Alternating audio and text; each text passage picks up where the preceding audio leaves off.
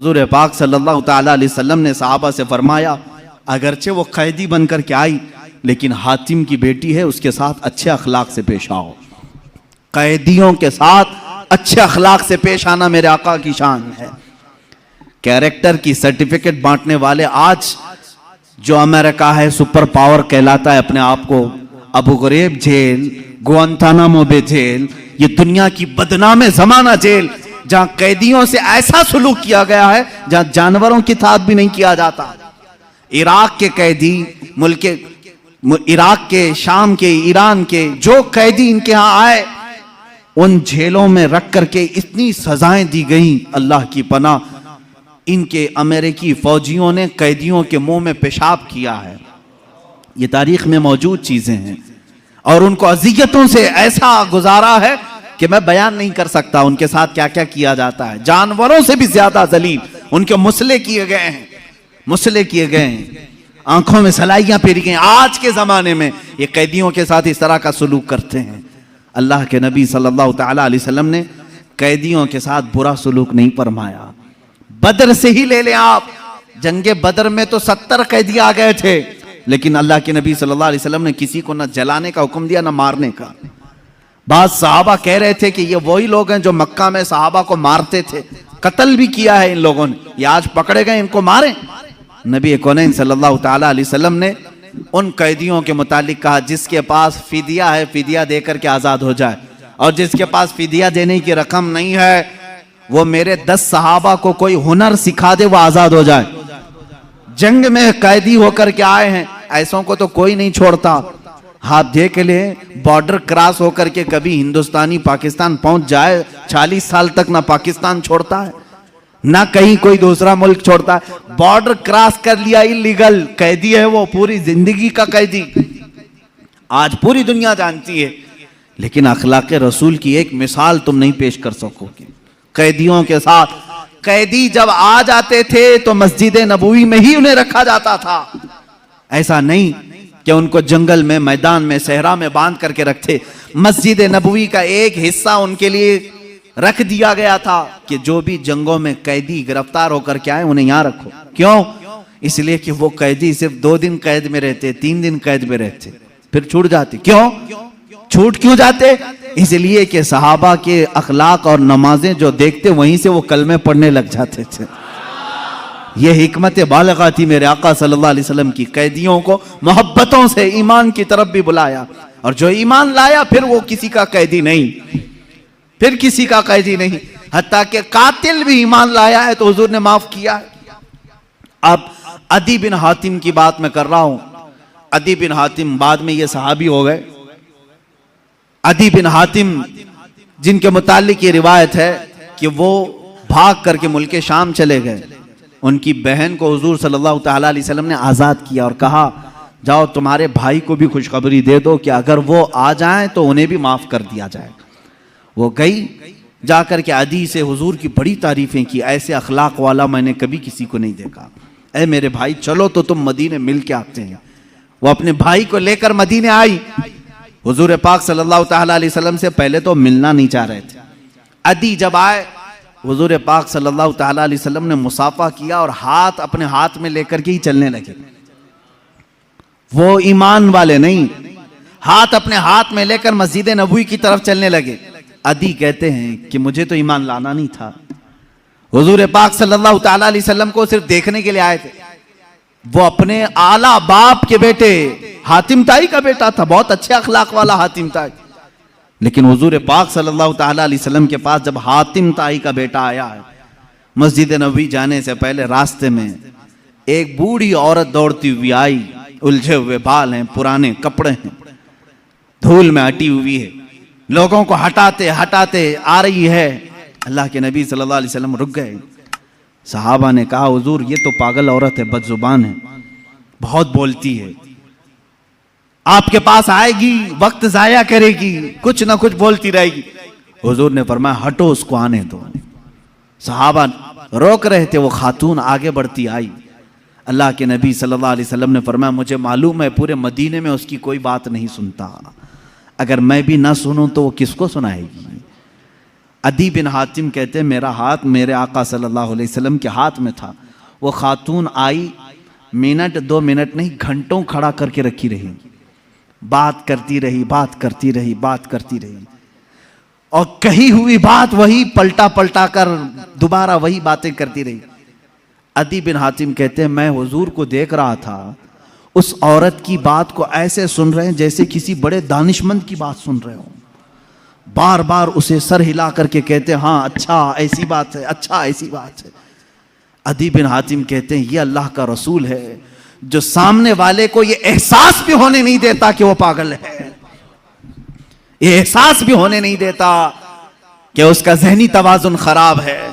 वो औरत फख्र से कहती थी कि तुम लोग मुझे पागल कहते हो, दुनिया का सबसे आला इंसान मेरी बात सुनता है, सबसे आला इंसान मेरी बात सुनता है। लोगों की फीलिंग को समझा करो, किसी से थोड़ी देर बैठ करके तुम गुफ्तगू सुन लो तो उसकी फीलिंग बढ़ जाती है।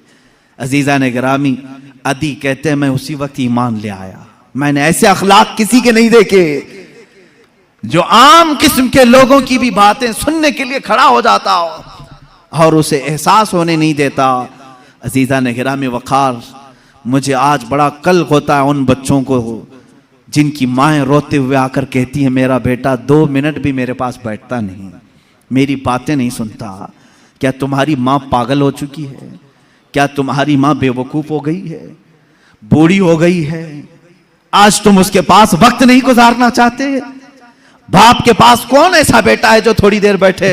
इंसाफ करो ऐ जवानों, तुम अपने उन दोस्तों के साथ पूरी पूरी रात बिताते हो जो तुम्हारे पैसों के लालची, तुम्हारे मनसब के लालची हैं, और जिसने पूरे खून पसीने की कमाई से तुम्हारे जिस्म में ताकत भरी, उसके पास आधा घंटा नहीं बैठना चाहते। अब टाइम नहीं है अभी मेरे पास, जा रहा हूं दोस्तों के पास।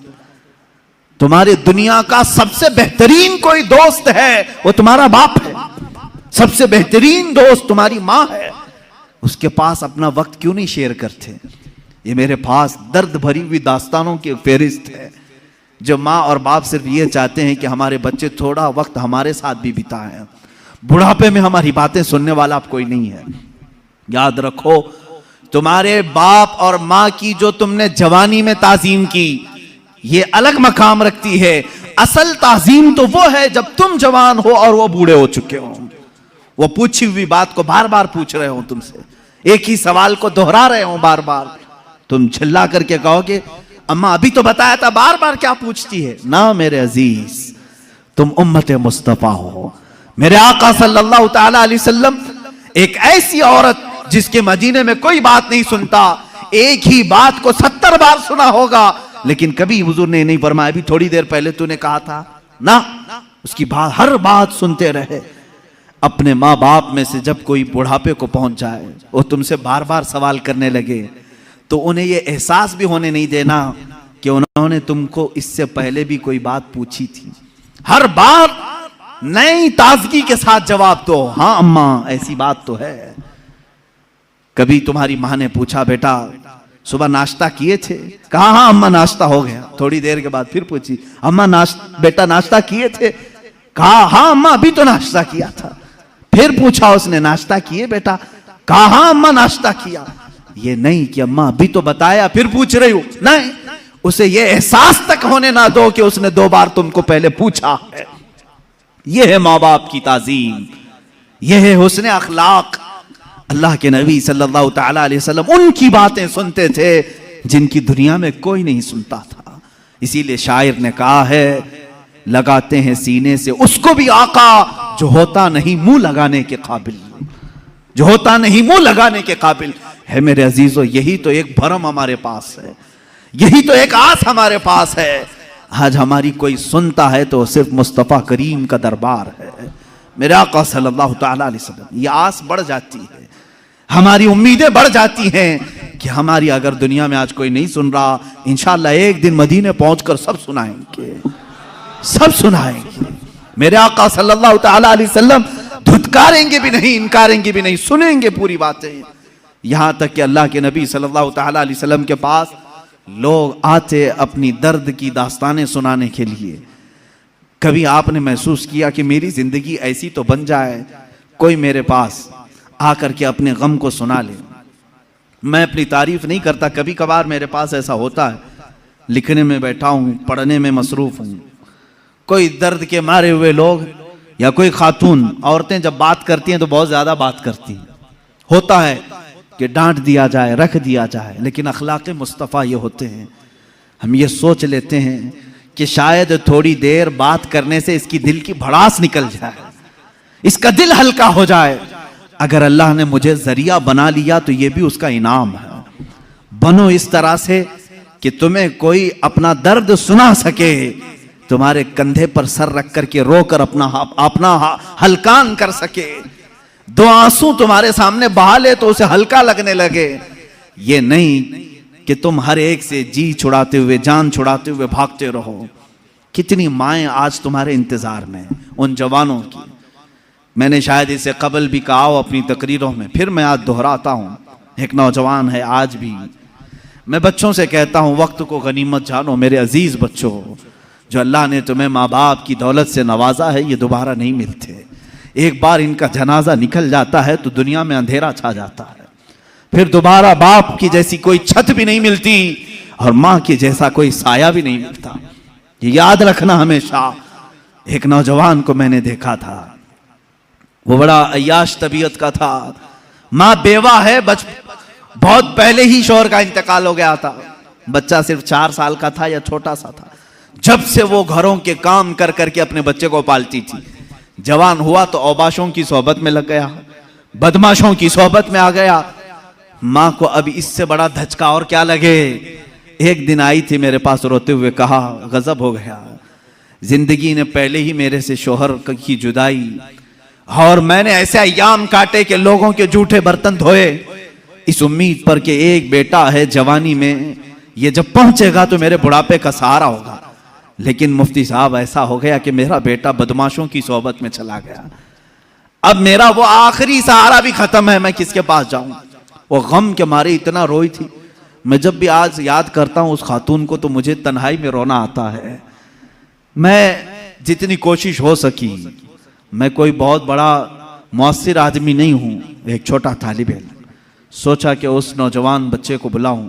उसके साथ मैंने थोड़ा वक्त गुजारा, उसे समझाया तेरी माँ की कदर और कीमत क्या है। वो एक बेवा है, एक बेवा है, वो 4 औरतों के साथ बैठने में शर्म करती है। क्या तू अपनी माँ के साथ वक्त नहीं बिताता? दुनिया में तेरे दोस्त होंगे, तुझे दोस्त छोड़ करके जाएं तो तुझे कितनी तकलीफ होती है। तू सोच अपनी माँ को, उसके तो कोई दोस्त नहीं और उसका बेटा भी उसको रात अकेला छोड़कर जाता है। वो रोया मेरे पास, कहा कि हजरत मैं वादा करता हूं अपनी माँ के लिए मैं काम करूंगा। मैंने समझाया, दूसरे दिन कहा मैं नौकरी के लिए तलाश में चलता हूं। मुझे वो बात आज भी याद है, तकरीबन 6-7 साल हो गए होंगे। वो नौजवान है अभी भी, वो सुनता भी होगा। उसने कहा अम्मा से मैं कहता हूं मैं नौकरी करता हूं। माँ उस दिन बड़ी खुश हुई, कहा हजरत आपने मेरे बच्चे को सीधे रास्ते पर लाने में बड़ी मेरी मदद की है। बस जिंदगी की एक ही ख्वाहिश रह गई है कि मैं अपने बेटे की कमाई खा लूं। मेरा बेटा कमा करके लाया हो, मैं वो खा लूं। जिंदगी पर लोगों के जूठे बर्तन धो धो करके बच्चे को पाला है, एक बार मेरा बेटा खिलाए मुझे।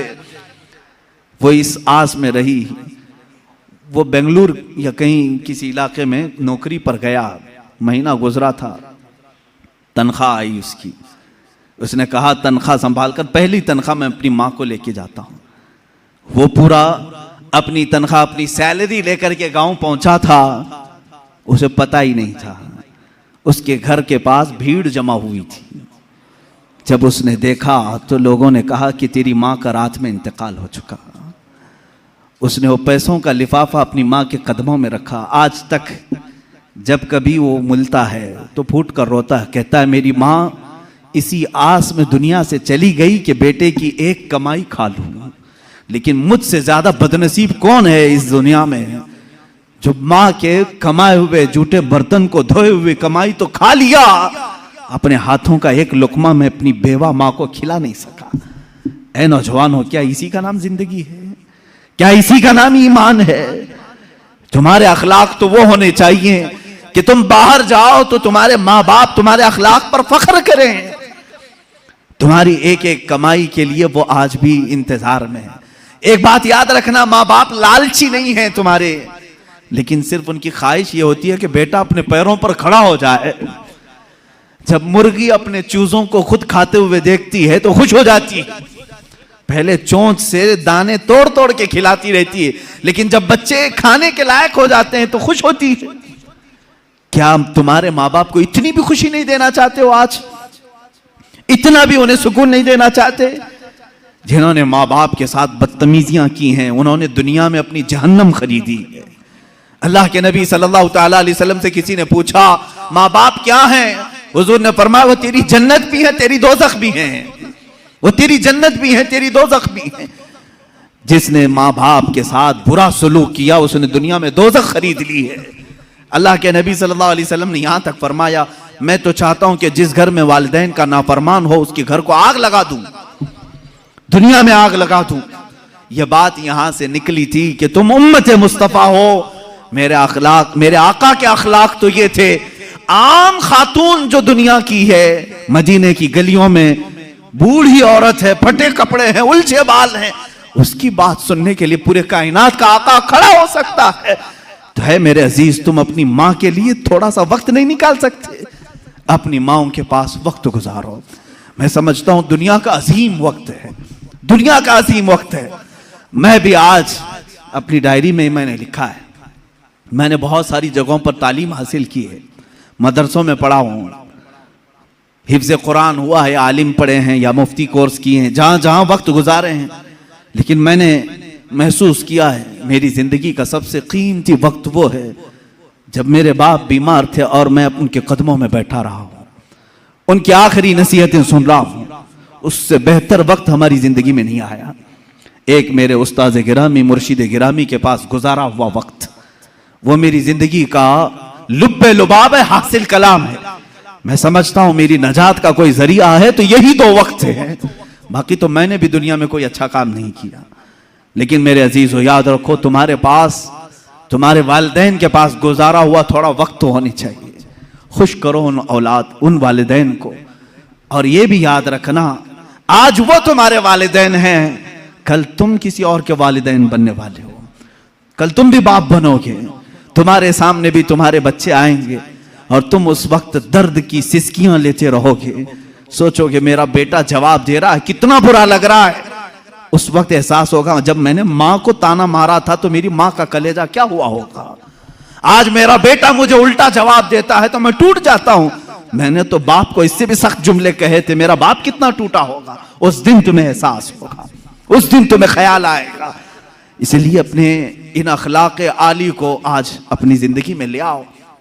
मेरे आका सल्लल्लाहु तआला अलैहि वसल्लम के अखलाक करीमाना पर गुफ्तगू करनी थी, मगर मैं बीच में यहाँ पर थोड़ी सी गुफ्तगू के लिए रुक गया। बहरहाल अल्लाह के हबीब सल्लल्लाहु तआला अलैहि वसल्लम के अखलाक करीमाना ये कि कमज़ोरों में आपने ज़िंदगी गुजारी, हर कमज़ोर की बात सुनते रहे। एक सहाबी हैं ज़ाहिर बिन हराम अशजई रज़ियल्लाहु ताला, निहायत गरीब सहाबी थे, गाँव के रहने वाले थे और सब्जियां जमा करके मदीने में बेचने के लिए आते थे।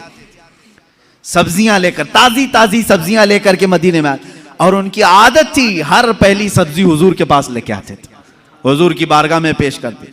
अल्लाह के नबी सल्लल्लाहु अलैहि वसल्लम ने अपनी हदीस में उनका मकाम बयान किया। एक गांव से आने वाले साहबी, देहात के रहने वाले, हुजूर ने फरमाया, ऐ लोगों, दुनिया में जितने इंसान हैं, हर शहर में रहने वाले आदमी का एक गांव वाला कोई ना कोई दोस्त होता है और हर गांव वाले का एक शहरी दोस्त होता है। हुजूर फरमाते हैं मोहम्मद का देहाती दोस्त ज़ाहिर बिन हराम है। हुजूर सल्लल्लाहु अलैहि वसल्लम ने उनसे कहा, ये मेरा देहाती साथी है, मेरा गांव वाला दोस्त है, दुनिया में ये मकाम किसी और को मिला ही नहीं। ज़ाहिर बिन हराम, उनके साथ हुजूर ने क्या मामला फरमाया। एक दिन वो सब्जियां बेच रहे थे और वो काले कलर के थे, कपड़े पुराने पहने हुए आते थे। लोग, जाहिर सी बात है, सब्जियां बेचने वाले, काम काज करने वाले, खेती बाड़ी का काम करने वाले लोग सब्जियां लेकर के दूर से ही चले जाते हैं। एक दिन बाजार में खुद मेरे आका सल्लल्लाहु अलैहि वसल्लम तशरीफ लाए और वो आवाज दे रहे थे, कोई है सब्जी लेगा, ताजी ताजी सब्जी, ताजी ताजी सब्जी। हुजूर पाक सल्लल्लाहु अलैहि वसल्लम पीछे से आए और उनकी पेशानी पर, उनकी आंखों पर अपना हाथ रख दिया, उनकी आंखों पर हाथ रख दिया और फिर उसके बाद खामोश खड़े रहे। वो सहाबी ने देखा, खुशबू से महसूस कर लिया ये कायनात का अफजल व आला अशरफ व अकमल इंसान मेरे से पीछे है। अपनी पीठ को हुजूर के सीने से मलने लगे, अपना जिस्म हुजूर से लगाने लगे। हुजूर पाक ने मुस्कुराया और फिर बाजार वाले देखते रहे। बाजार वालों को हुजूर ने फरमाया, ऐ लोगों, कोई मुझसे इस गुलाम को खरीदेगा? कोई खरीदेगा? जबकि वो हुजूर के गुलाम नहीं थे। हुजूर पाक सल्लल्लाहु अलैहि वसल्लम ने जब ये एजाज के साथ उन्हें नवाजा तो उन्होंने कहा, या रसूल अल्लाह सल्लल्लाहु अलैहि वसल्लम, मुझ जैसे की भी कोई कीमत है? मुझे कौन खरीदेगा? काला कलोटा हूं, फटे लिबास में रहता हूं, खेती बाड़ी का काम करता हूं। अल्लाह के नबी सल्लल्लाहु अलैहि वसल्लम ने फरमाया, ऐ ज़ाहिर बिन हराम, आज के बाजार में सब्जी तू बेचने आ रहा है, मगर आज मोहम्मद अरबी सल्लल्लाहु अलैहि वसल्लम ज़ाहिर को बेच रहा है और खरीदार कोई नहीं, अल्लाह रब्बुल इज्जत है। तेरी इज्जत अल्लाह की बारगाह में। एक फकीर, एक मजदूर के साथ ये अखलाक किसके हैं? रसूल पाक सल्लल्लाहु अलैहि वसल्लम के। आप मजदूरों से दूर हटते हो, ये इसका स्टेटस अलग है, मेरा स्टेटस अलग है। यहां तक कि अल्लाह के नबी सल्लल्लाहु अलैहि वसल्लम से एक सहाबी कहते हैं, मैं गया, छोटा मकान था, मैंने दावत दे दी कि हुजूर आ जाएं। हुजूर पाक सल्लल्लाहु ताला अलैहि वसल्लम तशरीफ लेकर आ गए। मेरे घर में उस दिन कुछ नहीं था, मैंने तो सोचा था आते हैं कि नहीं आते मालूम नहीं। जौ की रोटी, सत्तू और शहद, बस इस पर हुजूर की दावत की और हुजूर जाते हुए कहते हैं, बहुत अजीम खाना मेरा आज हुआ है। घर वाले का दिल रखा, गरीब सहाबी का, कहते हैं बहुत अजीम खाना तुमने हमें खिलाया, पुरतकल्लुफ खाना था। ये रसूल करीम सल्लल्लाहु ताला अलैहि वसल्लम के अखलाक करीमाना है। आज अगर कोई किसी कंपनी का मालिक है, किसी फैक्ट्री का मालिक है, वो मजदूरों के साथ हुस्न सलूक करे, अच्छे अखलाक के साथ बर्ताव करे।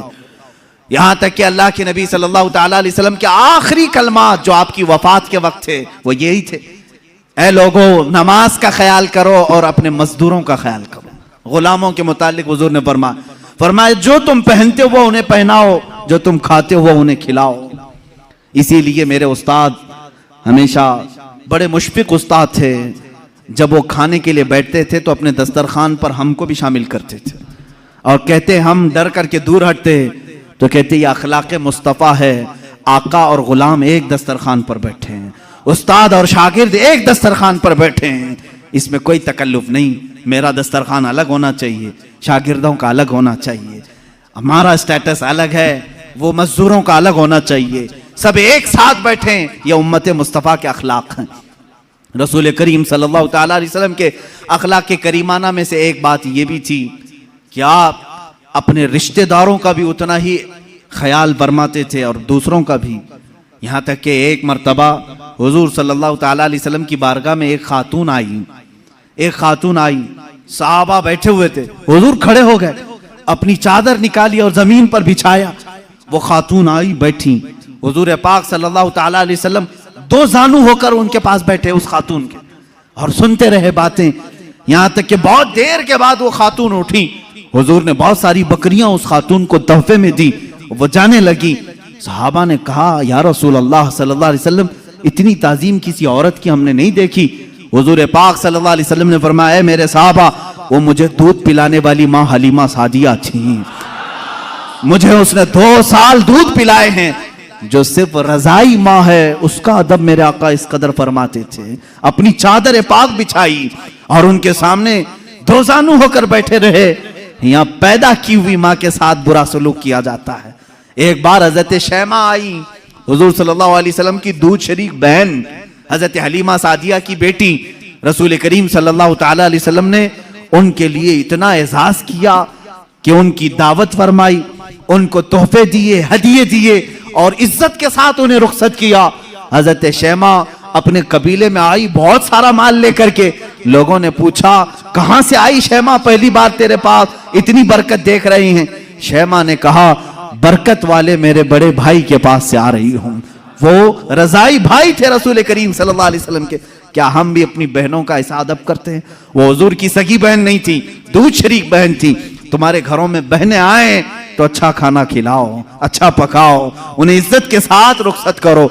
बहनें तुम्हारी दूसरे घर भी आई गई हैं, ये नहीं कि नाक भाव सकेड़ लिया और माथा चढ़ा लिया, आई है पता नहीं घर में क्या हो जाएगा, कुछ नहीं। हर मर्द को चाहिए वो अपनी बहनों का अदब भी करें, उनके साथ इज्जत के साथ पेश आए। ये मेरे आका के अखलाक करीमाना में से है, रसूल पाक के अखलाक में से है। एक बार गरीबों का हक दिलाना ये मेरे आका की शान थी। कौन है आज के जमाने में जो मजलूमों की आवाज उठा सके? ए मेरे अजीजों, अगर तुम रसूलुल्लाह के सच्चे उम्मती हो तो मजलूमों की आवाज उठाने वाले बन जाओ। हम जो यहां से मिंबर से आवाज उठाते हैं, यह हमारी अपनी आवाज नहीं। मैं तो यही समझता हूं जो मेरे नबी से हमने सीखा है वही आवाज उठाएंगे। मक्का मुकर्रमा में जुबैद एक इलाका है यमन का, वहां से एक शख्स आया, 3 ऊंट लेकर के आया, बहुत खूबसूरत ऊंट। वो जुबैदी शख्स था, वो मक्का में आया और ऊंट बेचने के लिए पूरे बाजार में उससे हसीन और जमील ऊंट थे ही नहीं। अब उसने कीमत लगाई, महंगे भी थे, उसका इरादा यह था कि अच्छी कीमत लेकर के वापस जाऊंगा।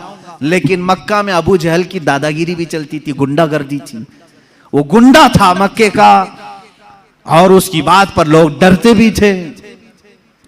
और इसीलिए हम कहते हैं गुंडागर्दी मत करो, इसलिए कि अबू जहल की तुम जुर्रियत में नहीं हो, तुम मुस्तफ़ा की उम्मत में हो। मेरे आका सल्लल्लाहु ताला अलैहि वसल्लम गुंडों को उनके मकाम तक पहुंचा भी दिया करते थे, दादागिरी करने वाले। अबू जहल गया और पूछा क्या क्या कीमत है इसकी? तो जुबैदी ने कहा जो भी कीमत लगाया 1,000 दीनार, बहुत महंगे ऊंट थे, 1,000 दीनार। अबू जहल ने कहा ये तीनों ऊंटों की जो कीमत है ना, इसका 1/3 मैं दूंगा बस, यानी 1,000 दीनार में पूरे ऊंट दे दे बस, इससे ज्यादा नहीं। अब अबू जहल इतनी कम कीमत लगाया था जो मक्का के बाजार में भी नहीं थी, उसका हक मार रहा था जो यमन से बाजार में बेचने आया था। लेकिन बात यह थी कि अबू जहल की कीमत के बाद फिर दूसरा कोई कीमत लगाने को तैयार भी नहीं होता। अब बाजार में कोई नहीं आ रहा इससे ज्यादा देने के लिए, अब इससे ज्यादा देगा तो अबू जहल उसको मारेगा। मेरी बोली पर तू कैसे बोली लगाया, क्या तू मेरे से बड़ा सेठ है? वो जमाने का सेठ भी था, मारता था लोगों को। अब वो परेशान हो गया यमनी जुबैदी शख्स। आखिरकार वो कई लोगों के पास गया, बड़े बड़े अशराफ मक्का जो थे उनके पास गया, रिक्वेस्ट किया कम से कम मेरे जाने भर का हो जाए, यमन पहुंचने का कीमत बढ़ा दो, थोड़ी मेरे ऊंटों की कीमत बढ़ाओ, देख नहीं रहे बहुत कीमती ऊंट है। कोई उसकी नहीं सुना। यहां तक कि हुजूर पाक सल्लल्लाहु अलैहि वसल्लम हजरत अबू बकर, हजरत उमर, हजरत उस्मान के साथ हरम काबा में बैठे हुए थे, मक्का मुकर्रमा में बैठे हुए थे। वो शख्स हुजूर पाक सल्लल्लाहु अलैहि वसल्लम के पास सीधा आया और कहा, ए अहले कुरैश, तुम्हारे यहां तिजारत के लिए कौन आएगा? तुम्हारे यहां गरीबों का इस्तेहसाल किया जाता है, जुल्म किया जाता है, कीमतें घटा करके ली जाती हैं, गुंडागर्दी है, दादागिरी है, कौन आएगा तिजारत करने? हुजूर पाक सल्लल्लाहु अलैहि वसल्लम खड़े हो गए, कहा कौन तेरे साथ गुंडागर्दी किया, कौन है तेरे साथ दादागिरी किया? उसने अपना पूरा वाकया सुनाया, मेरे ऊंटों की इतनी कीमत मैंने लगाई, अबू जहल ने गिरा करके इतनी कीमत लगाई और उसकी कीमत के बाद कोई दूसरा कीमत लगाने को तैयार ही नहीं। हुजूर पाक सल्लल्लाहु अलैहि वसल्लम ने फरमाया चल मैं तेरे साथ चलता हूं। बाजार में हुजूर तशरीफ लाए, बाजार में आए अल्लाह के नबी सल्लल्लाहु ताला अलैहि वसल्लम, पूरे बाजार में कोई उन ऊंटों को खरीदने की हिम्मत नहीं कर रहा है। हुजूर ने सारे मजमे में पुकार कर कहा तेरे ऊंटों की क्या कीमत है? उसने पहले जो कीमत बताई वही बताई, ये ऊंटों की कीमत है। अल्लाह के नबी सल्लल्लाहु अलैहि वसल्लम ने फरमाया मंजूर है, मुझे मंजूर है। अबू जहल भी खड़ा था, खामोश खड़ा था, देख रहा था कि कौन कीमत लगाएगा। हुजूर ने लगाया, 3,000 दिरहम दीनार दिए और तीनों ऊंट ले लिए और खुद बाजार में खड़े हो गए। अब कोई मुझसे ऊंट खरीदेगा? कोई है जो मुझसे ऊंट खरीदे? हुजूर ने तिजारत भी सिखाई, यहां तक कि हुजूर पाक सल्लल्लाहु ताला अलैहि वसल्लम ने 2 ऊंटों की कीमत वो रखी जो उसने 3 ऊंटों की रखी थी, बढ़ा करके, यानी 3 ऊंटों की 3,000 थी, हुजूर ने 2 ऊंटों की कीमत 3,000 रखी और उसी वक्त बाजार में खरीदार भी आए और बिक भी गए। एक ऊंट फायदे में बचा रहा, 3,000 जो हुजूर ने उसको दिए थे वो 3,000 2 ऊंटों में वापस आए, एक ऊंट फायदे में बचा रहा। उस एक ऊंट को मेरे आका सल्लल्लाहु अलैहि वसल्लम ने बेचा, दूसरा खरीदार आया और वो पूरे माल को वही यमनी जुबैदी शख्स के हवाले किया, अपने अहले खाना को, अपने घर वालों को सब में तकसीम किया।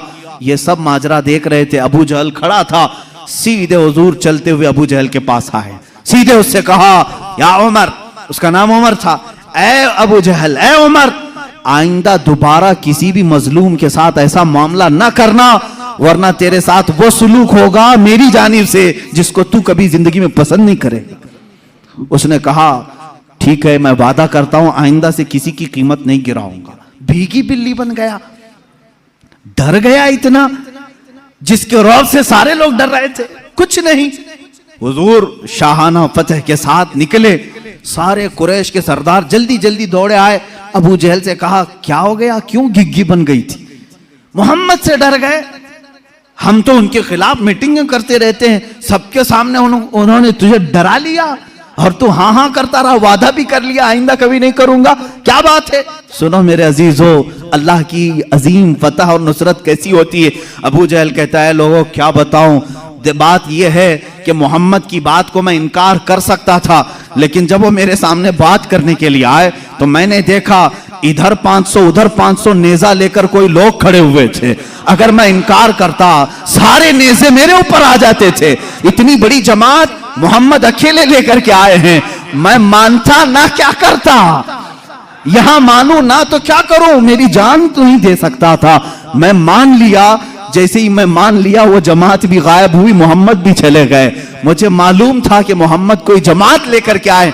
मक्का वालों ने कहा, कोई भी जमात नहीं थी, वो अकेले आए थे। मेरे अजीजों, ये अल्लाह की फतह है। कमजोरों के हक दिलाने के लिए जो खड़ा होता है, अल्लाह अपने फरिश्तों को उसका हामी बनाकर भेजता है। तुम आवाज उठाओ गरीबों के लिए, आवाज उठाओ मजलूमों के लिए, आवाज उठाओ कमजोरों के लिए। ये ना देखो कि तुम्हारी आवाज कितनी है, तुम कितनी हैसियत रखते हो। आज मुझे भी मालूम है मेरी कोई हैसियत नहीं, मेरे घर की कोई वैल्यू नहीं, मेरे पास कुछ नहीं, सिर्फ इसलिए बोलता हूं शायद अल्लाह रब्बुल इज्जत मेरे नबी के सदके कोई नुसरत की फौज जरूर भेजेगा, जो कमजोरों के लिए आवाज उठाएगा। मेरे नबी के लिए जैसे अल्लाह ने मदद भेजी, अपनी अमीब की उम्मत के लिए भी जरूर वो मदद नाजिल करेगा। ऐ मुसलमानों, मेरा यही मैसेज था, अल्लाह के हबीब के अखलाक को अपना लो। अल्लाह के रसूल सल्लल्लाहु तआला अलैहि वसल्लम से अजीम अखलाक किसी और के नहीं है।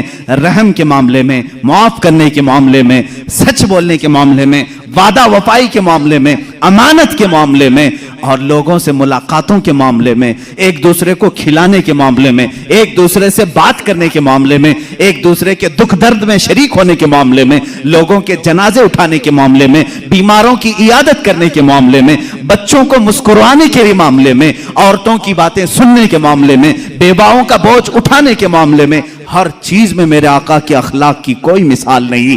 मक्का की एक बूढ़ी औरत अपना सामान लेकर के खड़ी है, मेरे आका उसके पास चले गए। बीबी कहां जा रही है? कहा, एक मजदूर चाहिए मेरा सामान उठाए और ले जाए। हुजूर ने कहा, मेरे कंधे हाजिर है, मैं ले चलता हूं। उस बूढ़ी औरत के सामान को अपने कंधों पर उठाया। वो खातून जहां तक कहती रही हुजूर चलते रहे। एक घर में जाकर उस खातून ने सामान उतरवाया, साफ करके हुजूर ने उसको उस घर में शिफ्ट किया। मेरे आका ने पूछा, यहां क्यों आई बड़ी भी? वो खातून कहती है, बेटा बात बता रही हूं, गौर से सुन ले। मक्का में मोहम्मद नाम का एक जादूगर आया हुआ है, उससे डर करके मैं मक्का छोड़कर यहां आई हूं, मक्का छोड़कर यहां आई हूं।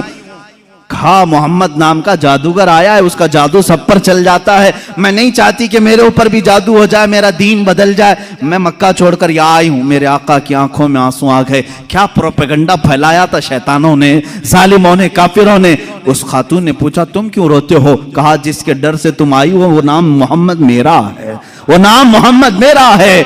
वो खातून फिर हुजूर पाक सल्लल्लाहु अलैहि वसल्लम के पास अदब के साथ खड़ी हो गई। कहा, ऐ मेरे नौजवान, अगर तेरा ही नाम मोहम्मद है तो मैं गवाही देती हूँ तेरा लाया हुआ दीन सबसे सच्चा दीन होगा। जो बूढ़ों का ख्याल करता हो और कमजोरों का बोझ उठाता हो, वो झूठे दीन का दाई नहीं हो सकता। अखलाके रसूल में आ जाओ मेरे अजीजों। मेरे आका सल्लल्लाहु तआला अलैहि वसल्लम ने गुरबा और मसाकीन के बोझ उठाए। हमें चाहिए कि कमजोरों की इआनत करें, ताउन करें। अल्लाह के नबी सल्लल्लाहु तआला अलैहि वसल्लम ने अपने दस्तरखान पर अपना खाना दूसरों के लिए छोड़ दिया और खुद भूखे रह गए। कुल जहां मिल्क और जौ की रोटी ग़िज़ा, उस शिकम की कनाअत पे लाखों सलाम। मेरे आका सल्लल्लाहु तआला अलैहि वसल्लम के उन अखलाक़े करीमाना पर पूरी रात गुफ्तगू करते चले जाएं, लेकिन मैं बताता हूं सब कुछ अखलाक मिलेंगे, लेकिन दुनिया में सानी कोई नहीं मिलेगा, दूसरा कोई नहीं मिलेगा। उन अखलाक का पैकर कोई तीसरा दूसरा नहीं मिलेगा। बच्चों के साथ भी वही अखलाक हैं। एक बार बच्चों के साथ बैठे हुए हैं, सबको खिलाते थे। जब भी हुजूर तिजारत से आते थे, कैफियत साहबा बताते हैं, हुजूर मदीने में इंटर हो रहे हैं या मक्का में दाखिल हो रहे हैं तिजारत के बाद, हुजूर सल्लल्लाहु अलैहि वसल्लम पूरे मोहल्ले के बच्चे भागते हुए हुजूर के पास आते। कोई जुब्बे से लटक गया, कोई कंधे से लटक गया, कोई कहां लिबास पकड़ा हुआ है, हुजूर किसी को रोकते नहीं, सारे बच्चों के साथ आते और तिजारत में उनके लिए कुछ ना कुछ लाए होते, सब बच्चों को वो गिफ्ट देते और सब हंसी खुशी चले जाते। एक साहबियां हैं उम्मे खालिद, छोटी बच्ची हैं, हुजूर सल्लल्लाहु तआला अलैहि वसल्लम साहबा को कुछ बयान कर रहे हैं, वो चलती हुई आई, हुजूर की चादर निकाली, पीछे हुजूर की मोहरे नबुव्वत है, उससे खेलने लगी। वो निहायत ही खूबसूरत मोहरे नबुव्वत थी। माँ बाप ने डांट करके कहा बच्ची से, उम्मे खाली से हट जा। रसूलुल्लाह के कंधे के पास पहुंच गई। हुजूर ने फरमाया दाहा तलाबू, छोड़ो उसे खेलने दो मेरे साथ। या अखलाक मेरे आका सल्लल्लाहु अलैहि वसल्लम, छोड़ो उसको मेरे साथ खेलने दो। उस बच्ची को भी खेलने के लिए अपना जिस्म पाक अता किया। ये बच्चों के साथ एक बार मोहल्ले से गुजर रहे हैं, छोटे छोटे बच्चे नकल करते रहते हैं किसी न किसी की। एक है बच्चे उसमें अबू महजूरा, सारे बच्चों को जमा करके कहते हैं बिलाल कैसे अजान देते मैं बताऊं? बच्चों ने कहा हाँ बताओ। वो एक ऊंचे कट्टे पर खड़े हो जाते हैं, हजरत बिलाल जैसे मस्जिद में अजान देते थे, ये बच्चा नकल करके बता रहा है। हुजूर वहीं से गुजर रहे थे, पीछे जाकर खड़े हो गए, सारे बच्चे सामने वाले डर गए, अबू महजूरा को नजर नहीं आए, वो अजान देते रहे। जैसे ही बच्चे इधर उधर डर के सिसकने लगे, सहमने लगे, अबू महजूरा ने पीछे मुड़ करके देखा हुजूर पाक थे, वो डर करके रोने लग गए। कहा माफ करो मुझे, माफ करो, मैं तो ऐसे ही बच्चों को बता रहा था। जाहिर सी बात है किसी की नकल करते हुए पकड़ा जाए, दूसरे लोग मार डालें उसे, बदतमीज बद अखलाक नहीं। मेरे आका ने कहा आओ इधर, मस्जिद नबवी ले आए और ऊंचे टीले पर खड़ा किया, कहा जैसे नकल कर रहे थे फिर करके दिखाओ, फिर करके दिखाओ बिलाल कैसी अजान देते हैं। अबू महजूरा ने जब देखा मैंने गलत नहीं किया था, अब खुशी के मारे अजान देने लगे। जानते हो वो 8 साल की उम्र के थे अबू महजूरा। मेरे आका सल्लल्लाहु तआला अलैहि वसल्लम ने अजान देने लगवाया, उस सहाबी की जिंदगी बदल गई। 60 साल तक मस्जिद हरम में अजान देते रहे।